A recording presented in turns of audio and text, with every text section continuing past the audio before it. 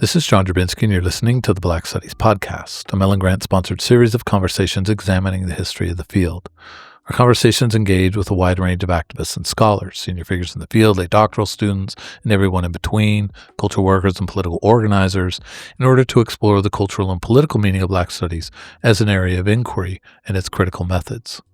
Today's conversation is with Kaila Story, who is the Audre Lorde Endowed Chair at the University of Louisville, where she teaches in the departments of Women, Gender, and Sexuality Studies and Pan-African Studies. She is the author of The Rainbow Ain't Never Been Enough, on the Myth of LGBTQ Solidarity, out in May 2025. She's also the co-creator, co-producer, and co-host of Louisville Public Media's Strange Fruit, Musings on Politics, Pop Culture, and Black Gay Life, a popular award-winning podcast. In this conversation, we discuss how questions of gender and sexuality shift the field of Black studies, the expansiveness of Black studies insights, and the relationship between study, conversation, and the classroom. Good morning, Kaila. How are you today? Good. How are you, John? I'm fantastic, recording this still a week and a half before the end of the semester, but I'm walking into the bliss that is the end of the semester. I don't know about you, but you may have noticed it's been a difficult semester and political situation. It really has been, I think, one of the hardest semesters to finish up next to semesters during the pandemic. Absolutely. We've been back face to face now, but my students were still enthusiastic for the material, enthusiastic to learn, but just so scared, so terrified for themselves, for their family members. There's a multiplicity of identities that are wrapped up in all of this destruction, and so it's almost like every student I have, whether they're queer or trans, whether they're Black or Latinx, whether they're women, non-binary, femme, they're all terrified about what might happen to them due to the identity that they have. You're speaking right out of my classroom too. It's really terrifying. Says something about the power of education, of teaching, of conversation that I think it's meant a lot to my students, and I'm sure your students. But the sheer exhaustion of trying to be a student living in a fascist regime and trying to do serious work, it's just like, it's time to move on. But at the same time, Student Mind said yesterday that in my James Baldwin seminar, I was like, I'm going to miss this class because I felt like this class helped make sense of stuff. I'd forget it a couple days later, but I always knew I was going to come back to it. So, and there's something really profound about that. So I love that, hearing that from the student, but also sad, But anyway, now we've gone into, but I say that at the beginning of some of these, a lot of these podcasts, because this, hopefully this podcast and the recordings will live for a long time. And I think it's important to mark the moment we're talking in, rather than imagine that we're having a conversation sort of dropped out of the air. So, no, certainly. It's been very difficult to maintain business as usual during this real, terrifying political, social time. You had to still turn in assignments and submit papers, and you go home, you go to school, you wake up, and there's more news, more terrifying news for themselves, other people that they know. So it's really difficult. It's been difficult for me, finishing up writing and the semester myself.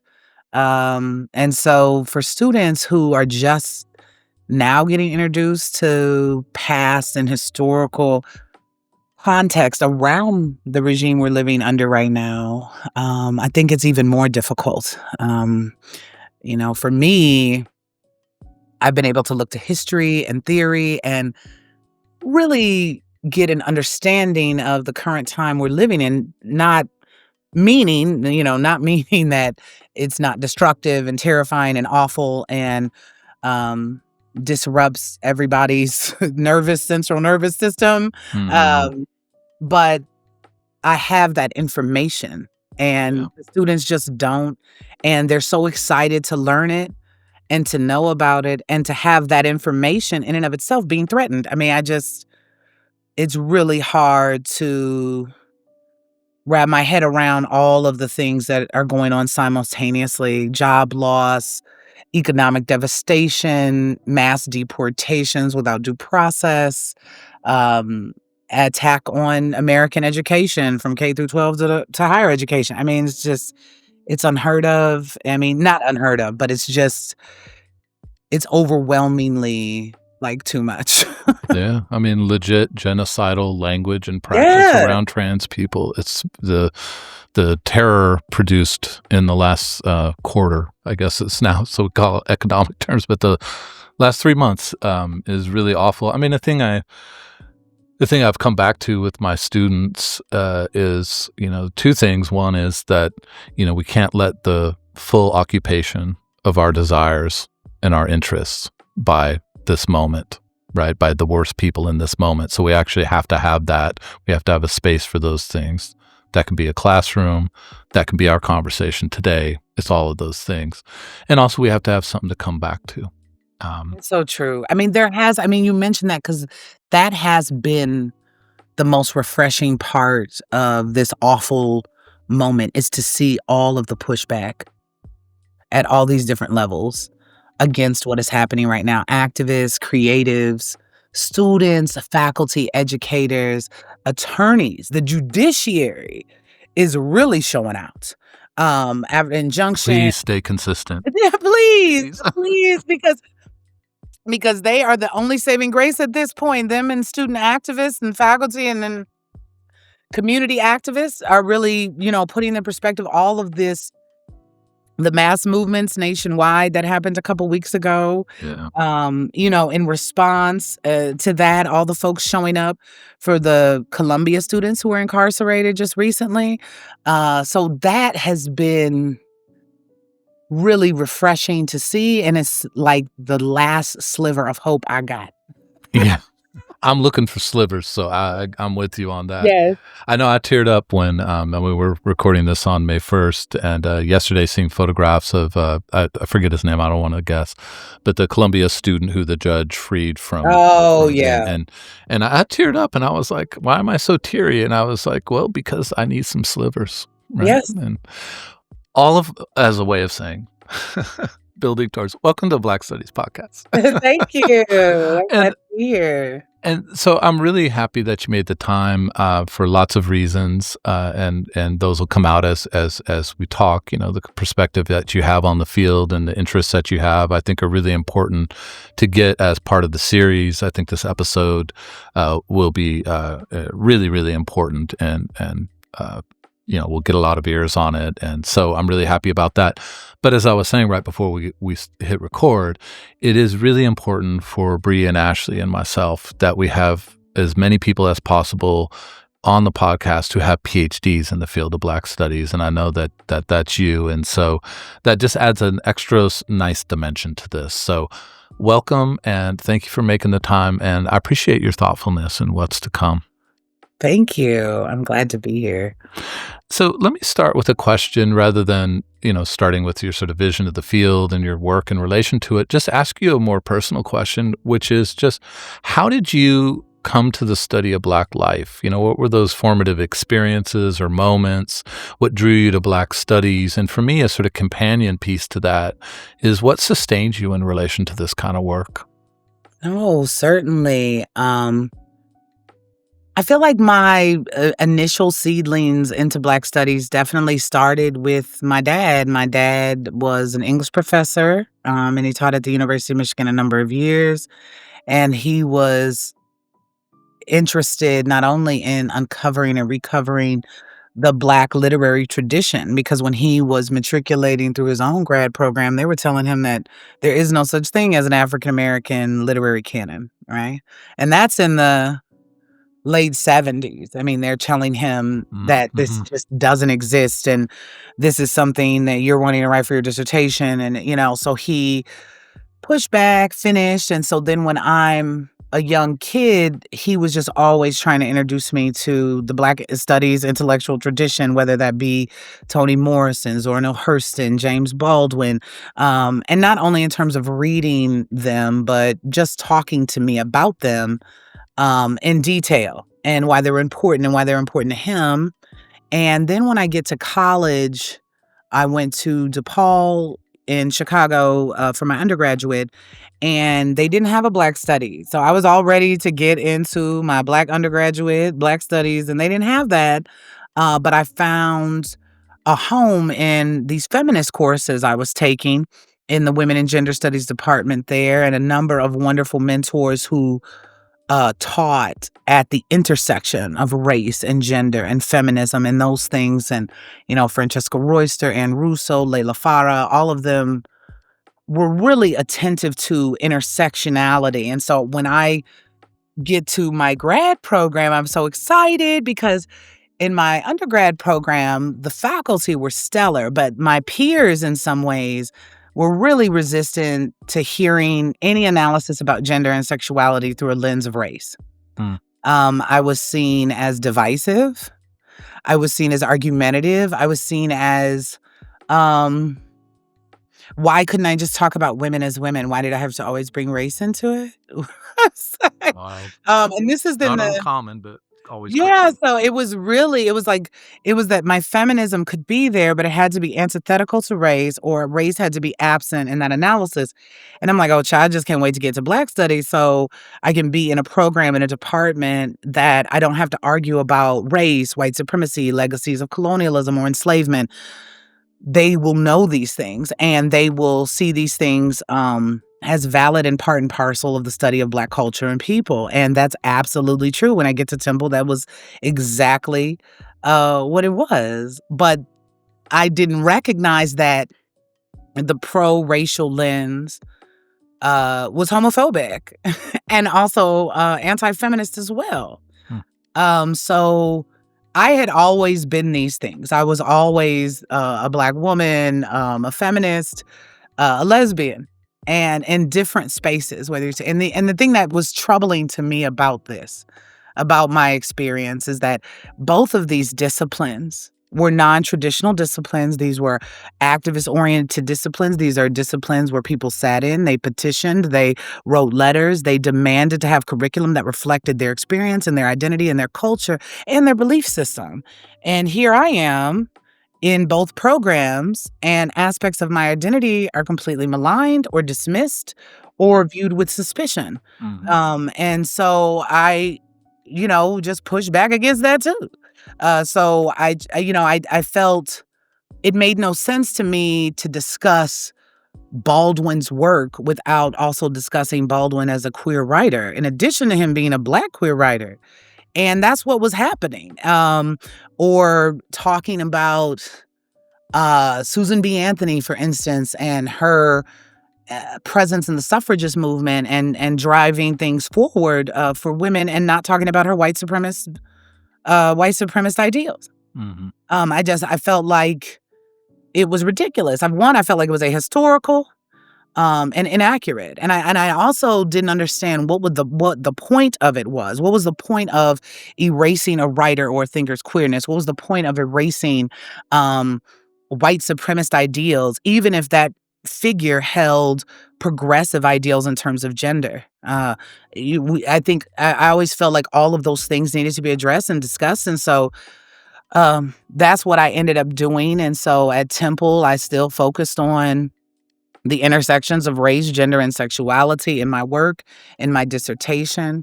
I did that in women's studies as well. And I always felt valued in both departments. There were some peers that were great in women's studies and some peers that were great in Black studies, and the faculty, right? But there were some who were just resistant. They were really trying to get me to conceive of Black liberation as something that was also misogynist and homophobic, or that queerness was white. And the only reason why I identified as queer was because I was like some kind of sellout. It's absurd. It's like, what? It's like, so it's like, I get that enslavement and colonialism are powerful systems, but come on.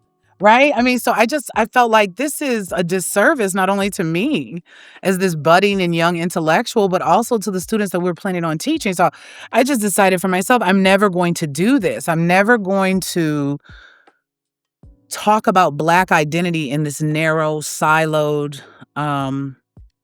package, or feminist identity, or LGBTQ identity. And I'm going to try my hardest to make sure that conversations around identity encompass the multiplicity of identity and experience, and how our social location based on that identity just shapes our worlds, and it Mhm. shapes the way that people interact with us and talk to us. So yeah, so that's where it comes from. I feel like the root was definitely my dad, and then my mom as well, because both my parents used media. Both of them are TV buffs. Both of them loved movies and television, and they really used media as a teaching tool. My mom in particular would show me all types of really disturbing movies when I'm like 8 and 6. Like Color Purple was very traumatic, watching that at 8 years old, and Yeah, you that is no easy view. I mean, I was devastated. I'm, like, crying the whole time. She's like, "Yeah,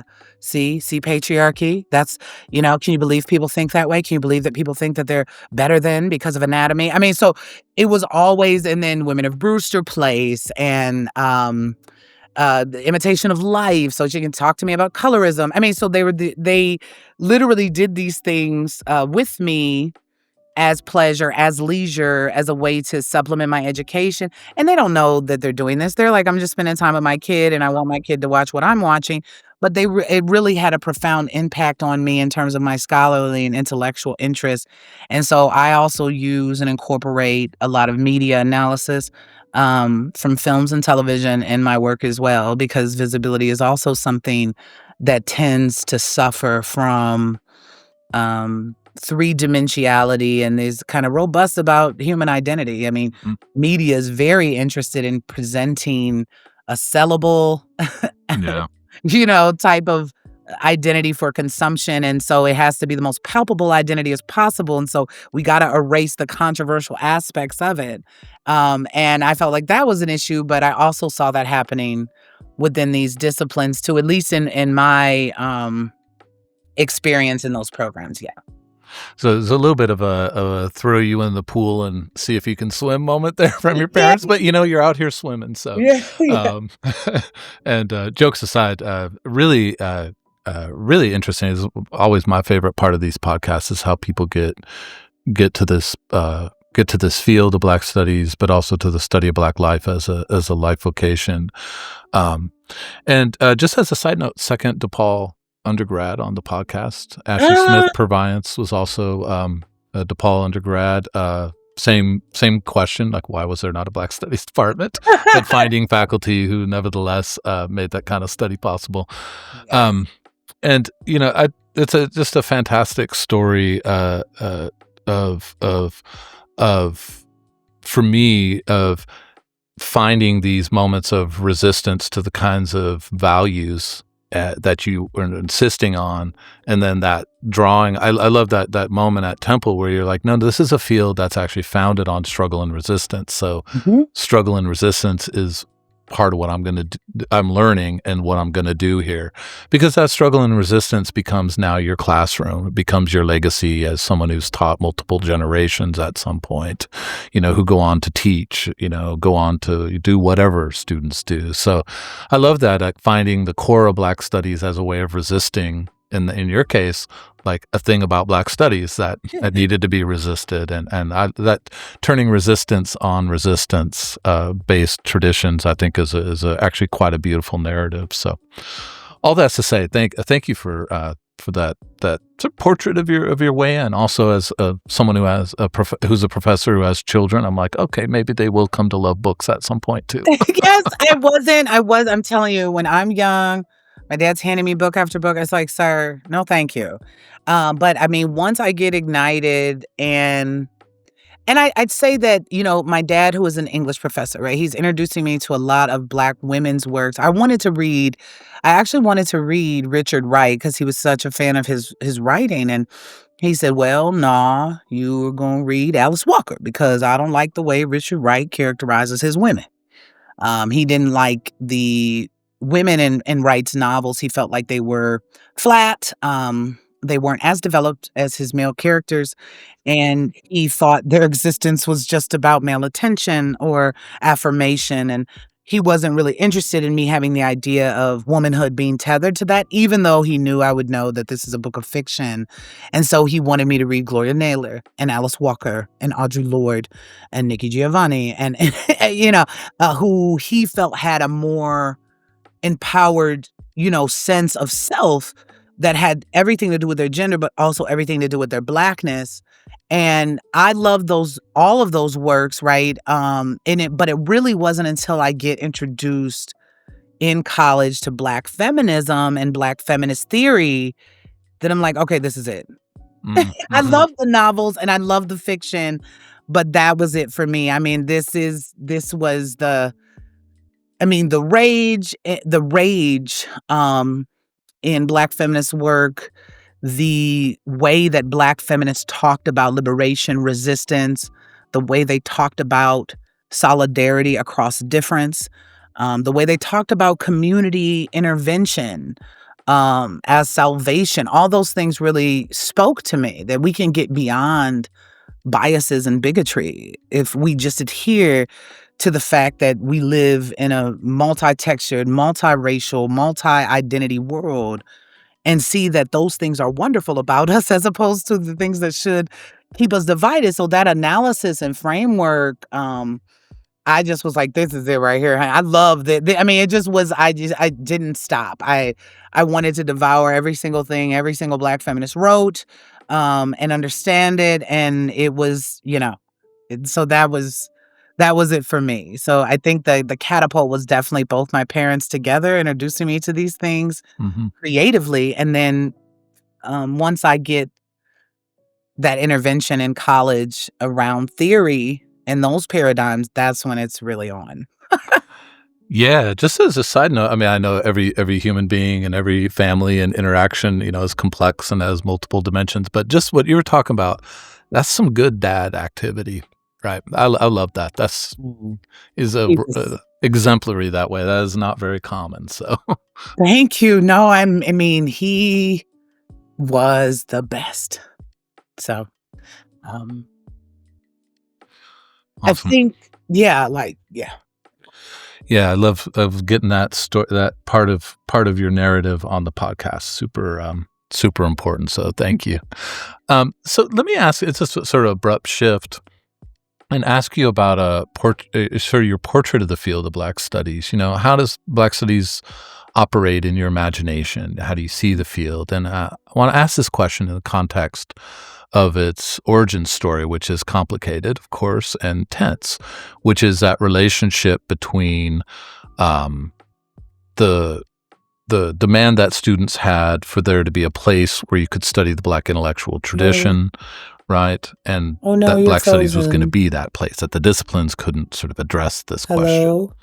There was also, of course, that same moment in the late 1960s and early 1970s where we had the radicalization of Black liberation struggle that had broken down the boundaries between things like study and activism, between community and campus. And I think that relationship between the political dimension of Black studies and also the intellectual tradition that Black studies is so committed to is still a tension that's with us today, 50-something years after the founding of the field. So sort of couched in that, how do you imagine the field of Black studies? What's your portrait of the field of Black studies broadly, but also in relation to this sort of founding tension? No, certainly. And that's such an excellent question. I think that the trajectory of Black studies, the idea that American universities wanted to teach history, wanted to teach political theory, wanted to teach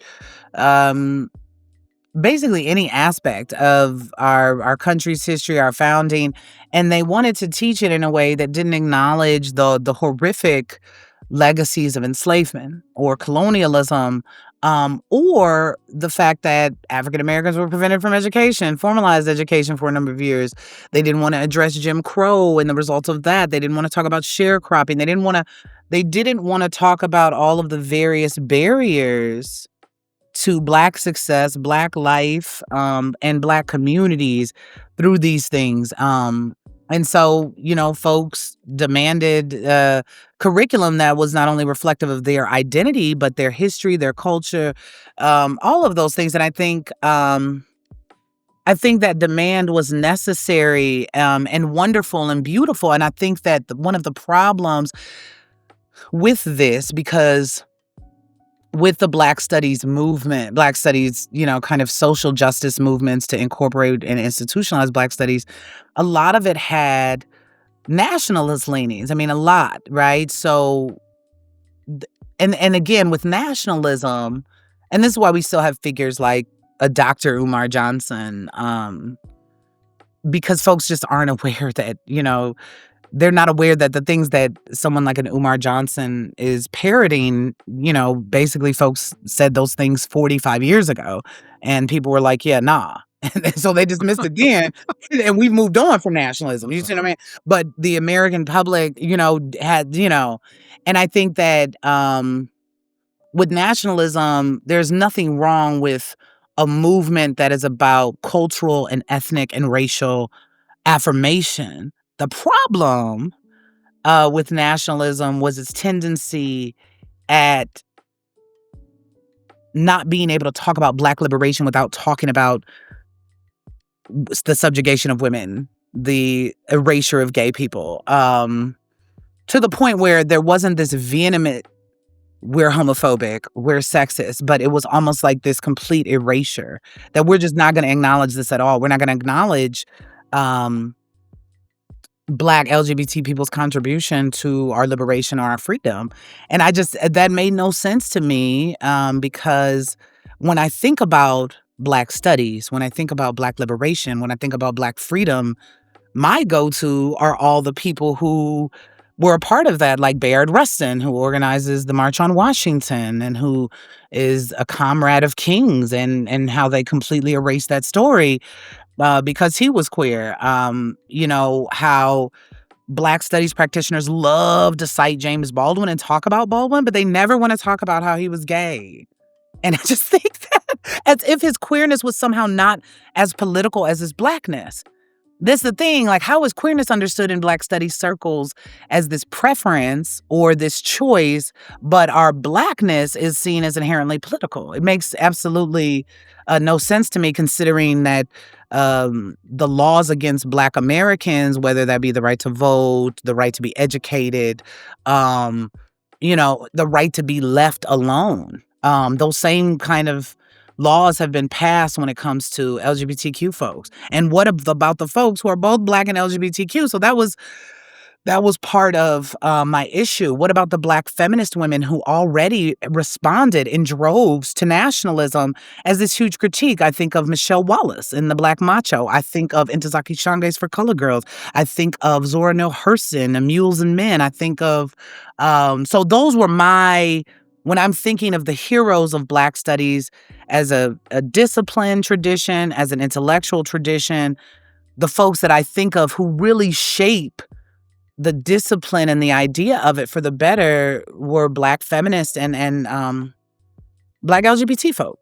I felt like they fleshed out the concept of liberation in such a clearer way than nationalists, or even kind of civil rights leaning Black studies folk. I just felt like those folk were leaving a whole bunch of other Black people out. And those whole bunch of other Black people did a lot of contributing. So why aren't we talking about them in this way? And so, yeah. I mean, thank you for that. It's very thoughtful and important. And it's just one of these moments, it's part of why we ask, is because it's the Black Studies podcast. Want to know how people imagine the field, but also what you've articulated really well there is just the fact that the Black and Black studies opens the door to all of these different ways of both casting the field and massively reinventing the field when that cast is narrow or exclusive. Because as you said, I mean, Baldwin's queerness, I mean, some people talk about it, most people don't. The fact is that was important to James Baldwin. And so it's very weird to say, we're going to ignore that. It's like, well, he didn't. Aren't we talking about him? Yeah. So. Yeah. And then you find out later, Lorraine Hansberry, right? And Raisin in the Sun. But it's almost like these are kind of afterthoughts. Like, yeah, Lorraine Hansberry is so great. And, she happened to be a lesbian too and write for the lesbian publication, The Ladder. Like, it's almost like they happen to be this as well. Like, primarily their identity is Black. And it's like, well, no. Primarily their identity is Black, feminist, queer, right? It's all those identities simultaneously. It's not just primarily they're Black and primarily they're a Black studies practitioner, scholar, and then on the side, they might be a feminist too, and then they might be LGBT, but, and Mhm. yeah, and I just felt like Blackness is one, not monolithic, and I'm in a Black studies program, and y'all trying to tell me that Black studies is this one-dimensional thing that everybody who's into Black studies needs to be Black and cishet. And I'm like, that's not even a part of our legacy. It's not even a part of our tradition. Mhm. What you talking about the initial, if we want to even take the Black studies intellectual tradition back to Du Bois, all the way back to him, that wasn't a part of it, right? So we got Black people during the Harlem Renaissance who are expressly and unapologetically queer and Mhm. Black. So I just felt like this was like a lie. And I didn't Yeah. understand why. And again, it didn't last too long. I mean, I think that once I get to Temple and I start pushing back, and then I just start forming peer groups and friendships who also believe the things that I believe and saw the things that I saw, it wasn't as much pushback anymore that I had to do. People started just leaving us alone. They're like, "Oh yeah, they over there with," I just wasn't. I didn't want to be in community with people like that. I don't care how many Black books you think you've read. You're homophobic. You're a fool to me. So period. Um, you're transphobic. I mean, so I'm not sure, why do I have to listen, or why do I have to hear what you have to say or your perspective when it's ill-informed to begin with. It's a discussion that's bad. It's a bad faith discussion. Like, you're not even willing to bend because your idea of Black freedom and being a Black radical and being a Black revolutionary means to be transphobic, homophobic, and misogynist. Well, that is ridiculous to me. So we can't even have no conversation. We might as well just not even discuss it. Just be in community with people who think as narrowly as you do. But let me tell you, Black studies, right, and getting departments, and the first program, 1968, San Francisco State, that wouldn't have not happened without Black queer people and Black feminist people, period. So this idea, to me, and I guess I don't see why Black studies practitioners who argue these things don't see this in line with, white cishet men who want to claim that they invented everything, they did everything. This everything you're experiencing now is because of us and our inventions and our labor. And I just, for me, freedom should not be a concept that is thought about in such narrow ways. And I Mm. think that Black social justice strugglers who formulate Black studies, Black intellectuals, I just feel like they weren't like that either. I think that they weren't interested and invested in that. And the ones that were the ones that people were, kind of looking to and using as, well, this is the main scholar. This is the Mhm. main Mhm. person. And it's like, no.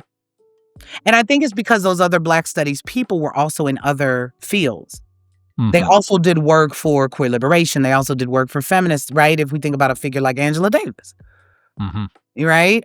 So I think that Angela Davis now, to many, is understood in a much more robust and full way, but I think that has everything to do with the Black feminist tradition and Oh, yeah, for and sure. Black LGBTQ people. Yeah, like, I just wrote a piece for this journal. It's a new journal on Brill Press, and it's for the Journal of Feminities. And I was just talking about this, that when I'm in grad school, there was such a limited idea of what Black liberation meant. And now I see all the Black studies kids, like the kids who are graduating in Pan African studies now, even the kids graduating from Temple. And I guess they're not kids, I guess they're adults, but even the people who are graduating from Temple, they have an intersectional analysis now. They talk about queerness. They're talking about freedom dreams for Black trans people. So it's a gag. I mean, it has expanded leaps and bounds from when I'm in grad school 20 years ago. And I'm just so happy. And I think that has everything to do with Black LGBT, Black studies practitioners, and Black feminists. Absolutely. I mean, you said it, what I was going to sort of follow up comment. You said it right there, which is that, I'm 56, I'll be 57 in a handful of months, and I'm trying to lean into my cranky old man and the kids have it all wrong or whatever.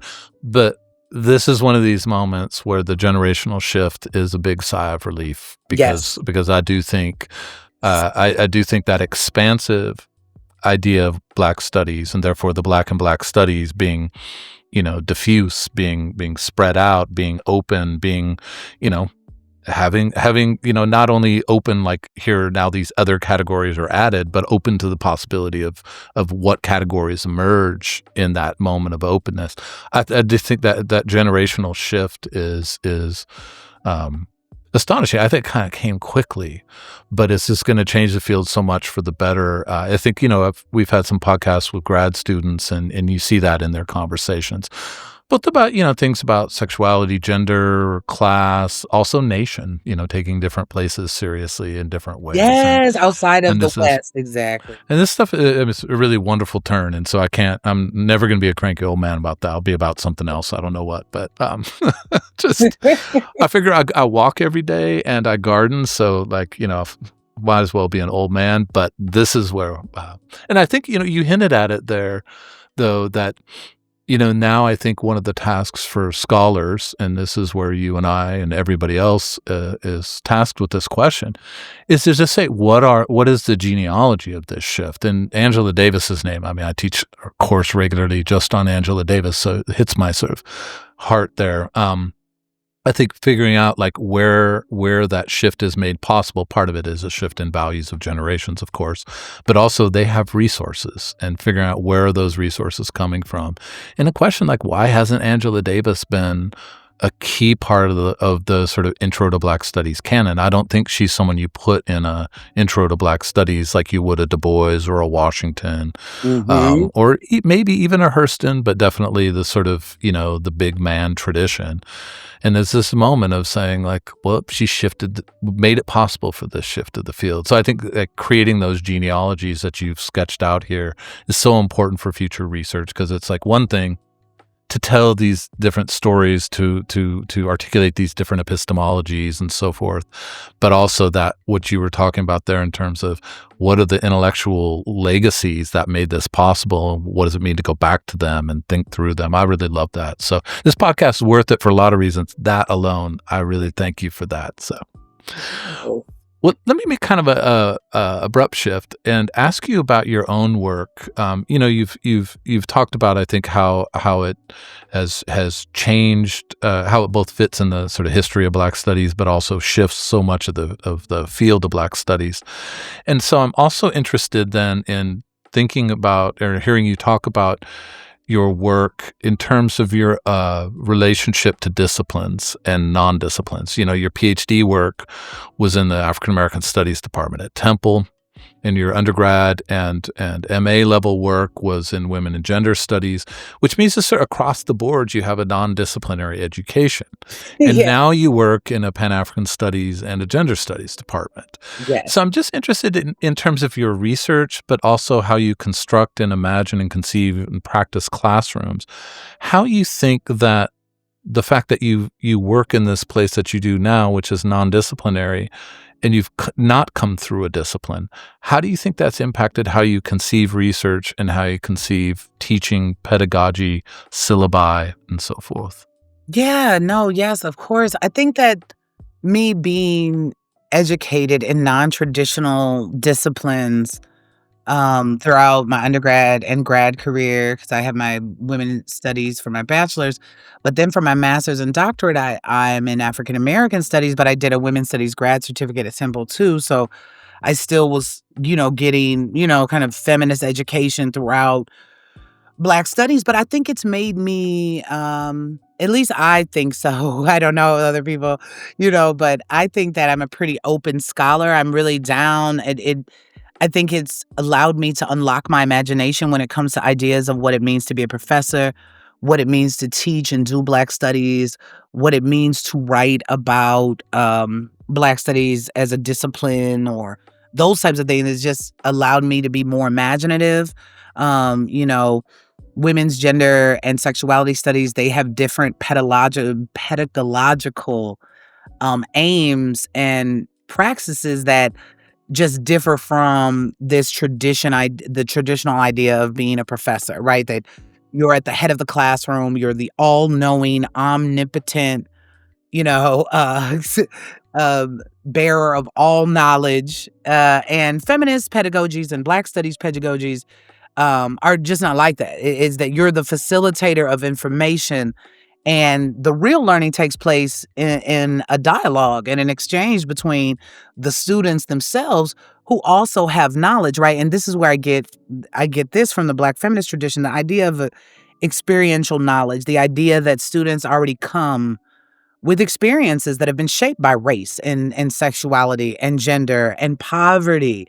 Especially me being here in Louisville and in Kentucky, I deal with I have a lot of conversations about class, not just because that's where we're actually going as a society in terms of the inequity in income, but also being able to see that as an identity that's attached to all these other identities too. Yeah, they're white and trans and they're poor and they grew up in Appalachia, and that has shaped their experience and also their insight and analysis around the subject matter they're about to get introduced to in this class. And so taking that into account, thinking about where our students are actually coming from before they get to our rooms and being adherent to that, allowing them to speak from their own expertise, which is them having knowledge through lived experience. And I felt like that's not how the professoriate or higher education is supposed to be understood. But this is what Black feminists are arguing. Like, this is how you need to do it. And I'm like, this is how I'm gonna do it. And so it's made it fun. It's made it fun. I guess I would say that. I don't feel like I have any limits. I don't, and that's because I wasn't introduced to being a professor, being in higher education through these limits, because I'm in these non-traditional disciplines and folks are doing their research and their work in the way that they see fit. And in those disciplines, there was freedom for us to conceive of it that way. And so public education, ideas of, like, now we're talking about community engagement in higher education. But to me, being in Black studies, there was already a necessity to be community engaged. There's no way for you to be really doing Black studies work and you're not a part of any community. You're just a part of this academic one. And so therefore you have no relationship to real Black people or Black people in communities. And it's the same thing with LGBTQ stuff, right? So if you only know all the rich gays and theys, what are you really doing? You need to meet the LGBTQ folk where they're at too. And so being in the community, doing kind of public conversations around these things, having a podcast, trying to make knowledge as accessible as possible to as many as possible, I think is a part of the feminist tradition and Black studies tradition, primarily Black studies, because everybody follows that tradition for their own. So they're the foundation, but certainly that's how I see it. I think that it really opened up. I wonder, and I meet colleagues who have traditional degrees. They have degrees in history or political science, and they're just like me. They do their classroom just like me. They're imaginative and innovative when it comes to their students, their research, and all of those things. But I think that in some ways, some of them have had to unlearn the structure and the discipline in their own disciplines in order to enact that imaginative thing. And I was able to just, do that. But I guess not. I mean, even in my own non-traditional, I talked about it, right? That there was pushback. So even that, I had to push back, but it wasn't, I don't feel like the pushback was hard or strenuous or anything. So I think that it made me Black studies and women's studies and being educated in those non-traditional disciplines, I think really gave me the confidence to imagine all these possibilities of how to get this knowledge and information to my students and out in the world through my work. I love that. I mean, the Black Studies classroom as an imaginative space is something that for me is really beautiful, having taught for a handful of years at the beginning of my career in philosophy departments, but then making a really abrupt shift.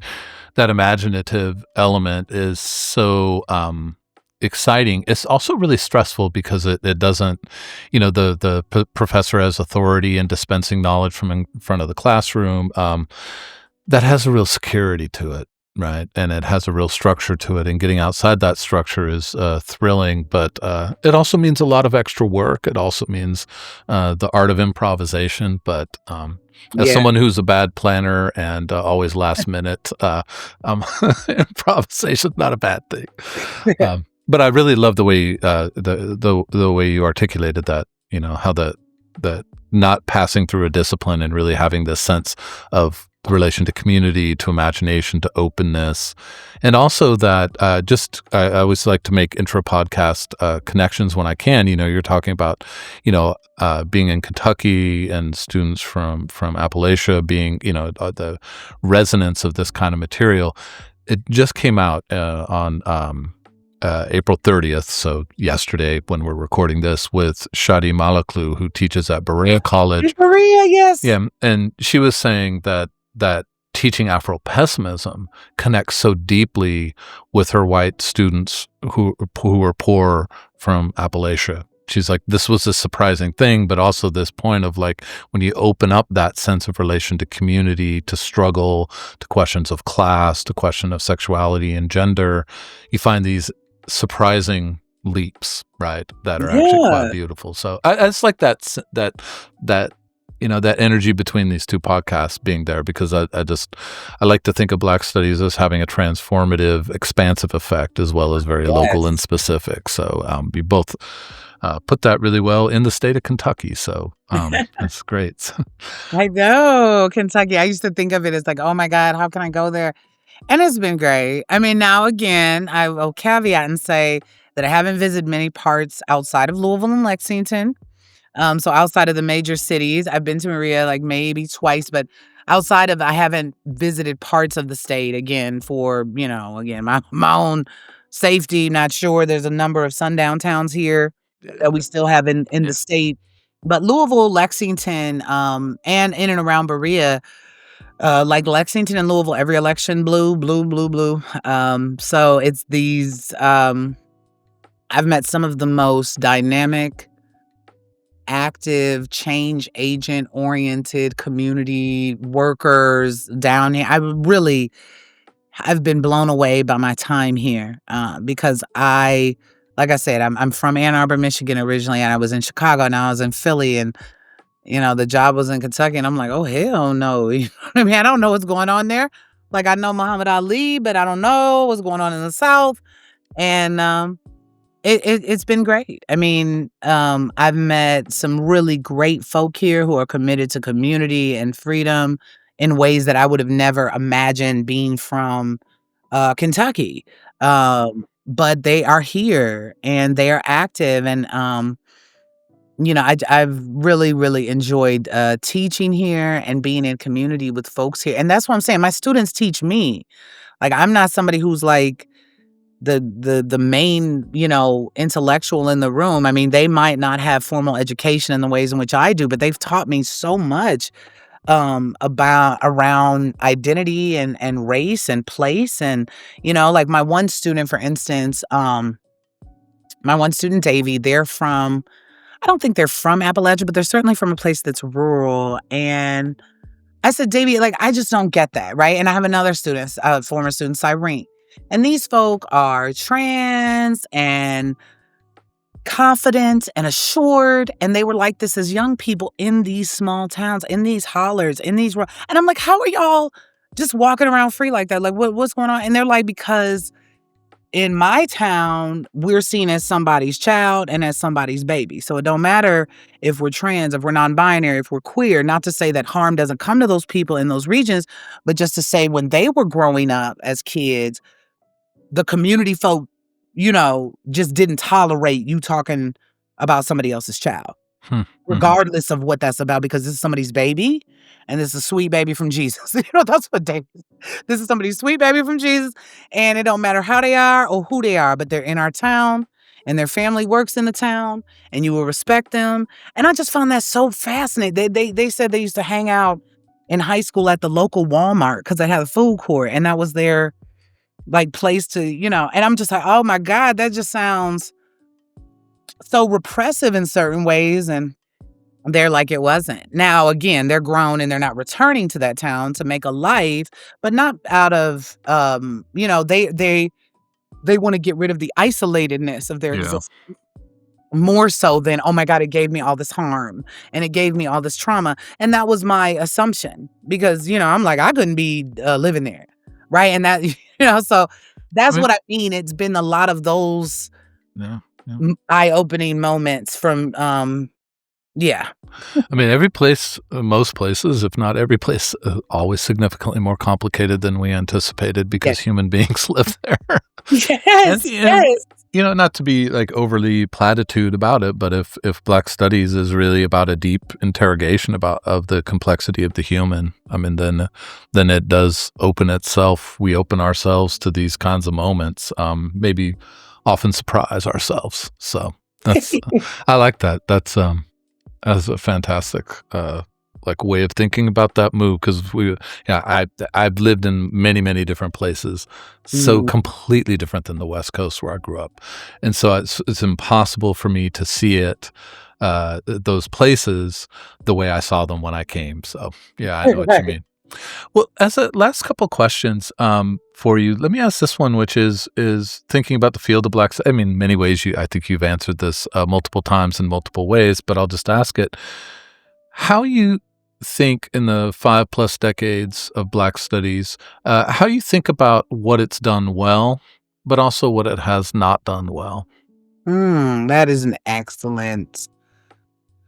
Ooh, that's an excellent question. I think that what has Black Studies done well? I think one of the best things that Black Studies has done is its political, social, and cultural critique of white supremacy, colonialism, enslavement. And it's really introduced the world to the context in which Black Americans, continental Africans, Africans, and Caribbean Black people in the diaspora have suffered under the hands of these regimes, under the hands of these oppressive laws. I think that they've made that clear. And I think that they've made that clear not just in academia, but outside of it, because I see Black Studies as a community endeavor as well, not just this traditional, non-traditional rather, academic discipline, but as a community initiative and a community endeavor. I think that they've introduced folk to ancient conceptions of spirituality, Yoruba, Candomblé, Santeria. I think that there's like all of these things in pop culture now. And I think that that has a lot to do with not only Black Studies practitioners, but Black cultural workers who've been informed by Black Studies. I thought that, at Temple, for instance, Asante had created the Asante created the PASSET program, which was the Black Studies Department's community education program in which folks in Philly could come and take classes. They would get a Temple ID and they would take classes taught by people who were either professors or people who had master's degrees for free. And they would be introduced to either Black history, they would do like comedic yoga, all, financial literacy, those types of things. And so I think that Black Studies has done great when it comes to our conceptions of history and Black people's place in it, and where we should go from here to even secure even more freedom. I think that it has had a presence in multiple communities for those, decades, and has really shaped culture for the better. I mean, a part of the reason why I think, for instance, Beyonce know that, right?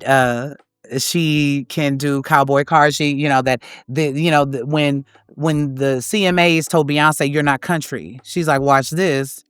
And she's like, "Not only am I country, but this is something that I own. This is something my people own. This is something that come out of the blues tradition, which is our tradition." Which again, Leroy Jones told us a while ago that all American music is Black music, right? So those things, even something like that, I feel like comes out of the tradition of Black Studies practitioners, Black community workers, Black activists.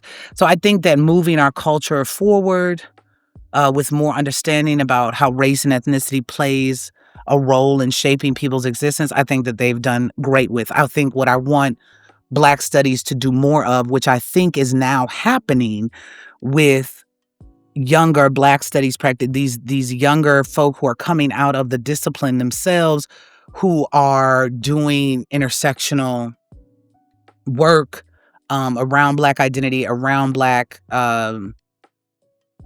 struggles, around some Black social justice movements, on her really being attendant to uh, the multiple dynamicism, which is Blackness, right? Which is that Blackness contains these multitudes. I think that as the years have gone on, more and more Black studies practitioners have been attendant to these things.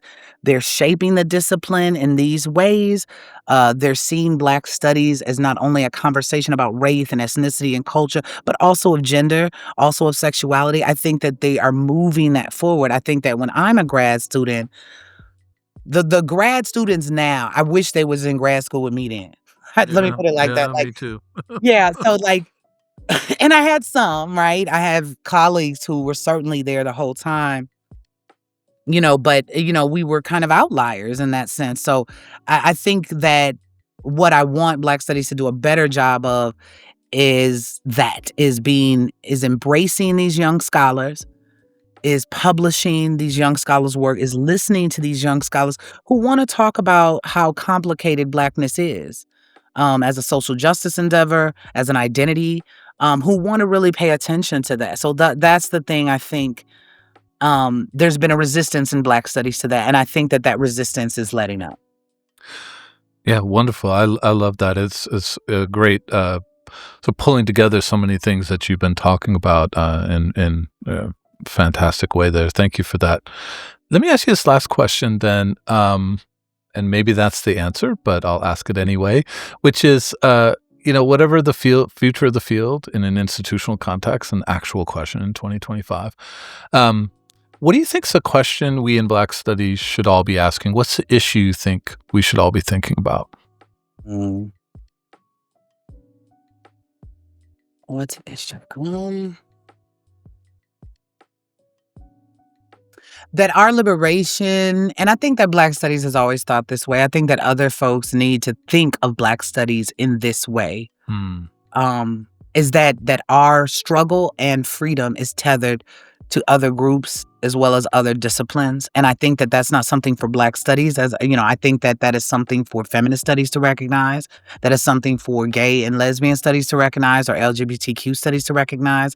And I think that that's what's needed. I think that as much as Black studies is now talking about these really in-depth nuances when it comes to Blackness, such as gender and sexuality, there's still in these other disciplines, feminist disciplines and LGBT, that are completely devoid of conversations around race, and around ethnicity and around culture. And so it's more so that these other disciplines, I would like to see them be more attentive to race and class, and how those things shape gender and sexuality, how those things shape what your idea of feminism is. And I think Black studies is already doing that, right? But again, if past is prelude, we're always on the forefront of that, Yeah, right? So yeah. yeah, but I see it like I have a new book coming out, and I'm excited, and it drops May 13th, and it's called The Rainbow Ain't Never Been Enough on the Myth of LGBTQ Solidarity. And I wrote it because I felt like, again, this is what was lacking when it comes to ideas of queerness and transness. I feel like folks are understanding that identity as a white one. And it bothers me because I don't, and I'm not. And but when I go into gay spaces, people don't see me. They see me, right? So I'm hyper visible, but I'm also invisible. They're like, "What are you doing here? Are you here to entertain?" No, I'm gay. Oh, really? Oh, wow. Oh, wow. It's like so it's that same kind of thing, where I'm going into LGBTQ spaces and I'm assuming, just like I assumed at Temple, right? This is a Black studies, pro-Black space. They can't. I know they're going to embrace my feminism and my queerness. No, they didn't. And I go into these LGBTQ spaces. I know they're going to. No, they're racist and misogynist, and then there's cis gays who are also transphobic, who feel like if trans folk weren't here, then straight cishet folk would understand our community better, right? You have like lesbian and gays right now in this terrifying political moment, like severing the T. And it's like, well, there will be no queer liberation without trans people, period. Period. I mean, there's no conception of queer liberation absent of them. So so that's what's going on right now in my head, is that there seems to be a complete disconnect in these other fields when it comes to the attentiveness of multiplicity. And so as much as there's been pushback against Black studies saying, hey, be more cognizant and aware that people who are Black also have issues with gender identity and sexuality and feminism, right? And I think that when it comes to gay and lesbian studies and LGBTQ studies, now, of course, we have Black LGBTQ educators, Latinx, Asian, who are doing this, right? It's not to say that they are not, but overwhelmingly, I think there is this conception that when we think of queer liberation or trans liberation, we're not thinking of Black people, and that's a problem to me. This is an amazing place to end. I mean, that's just a really robust and rich and important call for strategic liberation, right? We can't afford to not have as many allies as possible. We cannot stand alone. But also, I like the sort of growing, both out from but also back to Black studies. It's like, Yes. There's some wisdom here. Like, don't forget that, and what can we do with all of that? Not pushed together, but as you kept saying, overlapping, intersecting, finding those nodes of contact which have always been there and just need to be surfaced. So I don't want to close without saying congratulations on the book. Thank you. It's a really huge deal. So May 13th, this will come out after May 13th, but everybody who doesn't have your book when they listen to this should be embarrassed and go get it and claim they got it on May 13th. Thank you. So congratulations on that. And I just really thank you so much for your time. This has been a fantastic podcast episode and is really going to be an important part of the series. So I appreciate your time, but I really appreciate the thoughtfulness and seriousness of your conversation today. This is, I'll be thinking about it for a long time. So thank you. Thank you. Thank you so much. Thank you so much for the invitation and the conversation today. I feel hopeful and inspired. This is wonderful. Great. Me too. So I like that we can end with that as a feeling. So, well, have a great rest of your day. You too. All right. Take care.